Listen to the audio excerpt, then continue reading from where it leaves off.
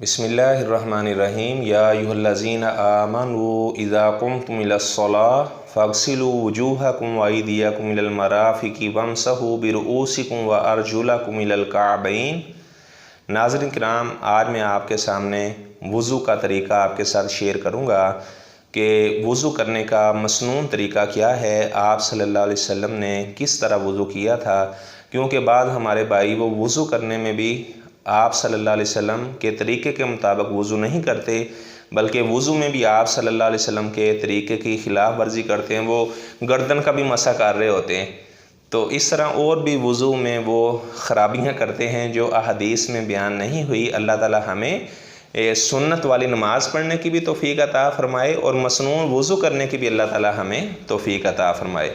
तो मुस्लिम शरीफ में मौजूद है अन्ना उस्मान दआ बि वज़ू, हज़रत उस्मान बिन अफ़्फ़ान रज़ी अल्लाह तआला अन्हु ने वज़ू वाला पानी मंगवाया तो उन्होंने अपने दाएं हाथ को, हथेली को 3 मरतबा धोया, उसके बाद बाएं हाथ को 3 मरतबा धोया, उसके बाद 3 मरतबा कुल्ली की। तो जब आपने कुल्ली करनी है, जो पानी बच गया उसको आप नाक में चढ़ा लें। तो जिसमें ये ज़िक्र है कि कुल्ली करने के लिए अलहदा पानी लेना है, नाक में पानी चढ़ाने के लिए यानी अलहदा पानी लेना है। जितनी भी रिवायात हैं ये सारी की सारी ज़ईफ़ रिवायात है। तो आपने क्या करना है, जब आपने कुल्ली की थोड़ा सा पानी बचाएं, उसी को आप नाक में चढ़ा लें। तो नाक को अच्छी तरह फिर आप झाड़ें, 3 मरतबा कुल्ली करें, उसके बाद नाक में पानी चढ़ाएं और अच्छी तरह उसको झाड़ लें।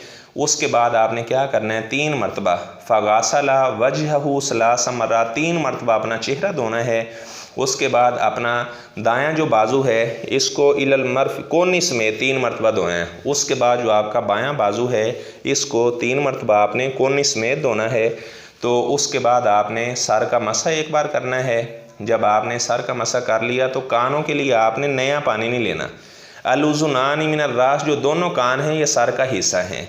यानी जब आपने बाजू वगैरह कोनियों समेत आपने इसको धो लिया, सर का जब आपने मसा करना है, यानी पगड़ी के ऊपर भी आप मसा कर सकते हैं, यानी पगड़ी को पीछे कर लें थोड़ा सा, तो यूँ आप मसा करें, उसके बाद पगड़ी के ऊपर आप मसा कर लें। तो या आप पगड़ी को उतार कर भी आप मसा कर सकते हैं। तो गुद्दी तक आप अपने हाथों को ले जाएं, उसके बाद पीछे से हाथों को आगे ले आएं। तो ये जो टोपी मैंने पहन रखी है इस पर मसा नहीं होता, ये ज़हन में रखना।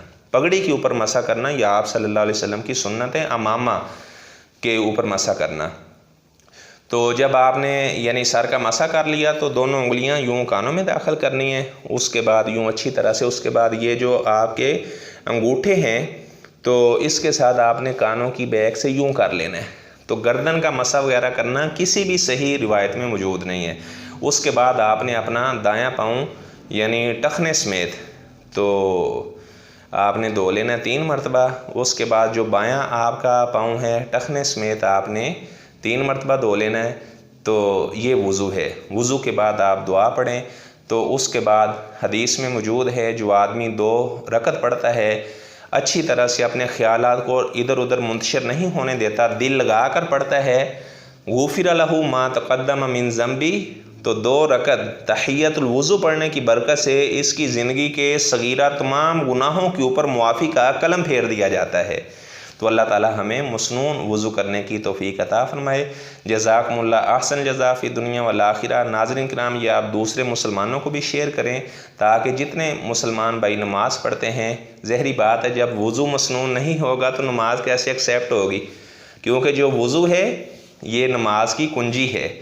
जब आपके पास वो चाबी ही सही नहीं है तो फिर आप ताला कैसे खोल सकते हैं। मसनून वज़ू करें। अल्लाह ताला हमें हर काम सुन्नत के मुताबिक करने की तौफ़ीक़ अता फ़रमाए। जज़ाकुमुल्लाह अहसन जज़ा फ़िद दुनिया वल आखिरा।